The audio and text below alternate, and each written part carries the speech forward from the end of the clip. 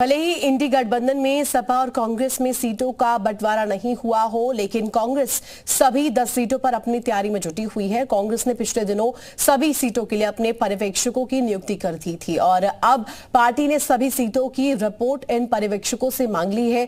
पर्यवेक्षकों के क्षेत्र की स्थिति, पार्टी स्थिति, मौजूदा चुनावी मुद्दे और जातिगत आंकड़ों के आधार पर रिपोर्ट देनी है।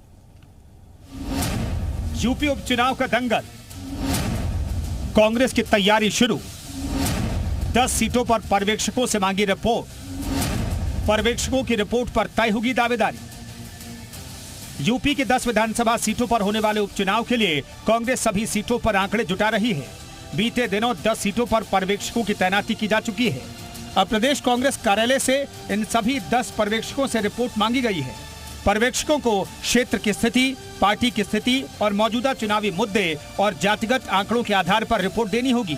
इस तरह से जानकार मान रहे हैं कि उपचुनाव में सीटों के बंटवारे में पर्यवेक्षकों की यह रिपोर्ट खासी अहम हो सकती है। 10 सीटों पर चुनाव हम मिलकर लड़ेंगे। एमिकेबली हमारी सीटें आपस में तय हो जाएंगी। जो जनता के मुद्दे हैं उसको लेकर जनता के बीच में जाएंगे और जैसे हमें पूरा भरोसा है कि जैसे लोकसभा में जनता ने अपना विश्वास और आशीर्वाद हमें अपना सहयोग दिया, वैसे ही वो फिर उपचुनाव में हमें देगी। आपको बता दें कि लोकसभा चुनाव में 9 विधायकों के सांसद बनने और सीसामऊ सीट से विधायक रहे इरफान सोलंकी को सजा होने के बाद 10 विधानसभा सीटों पर उपचुनाव होने हैं। जिन 10 सीटों पर पर्यवेक्षकों की तैनाती की गई है उनमें 5 तो मौजूदा सांसद हैं।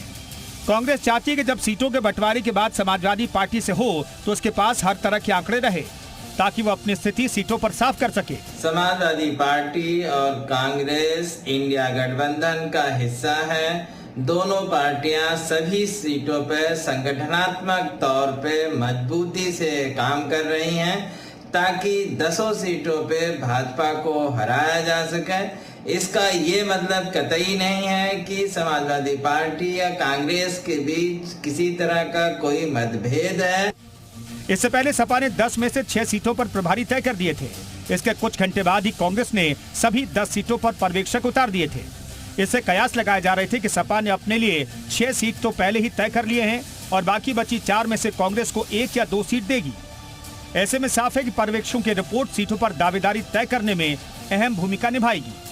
ब्यूरो रिपोर्ट, जी मीडिया।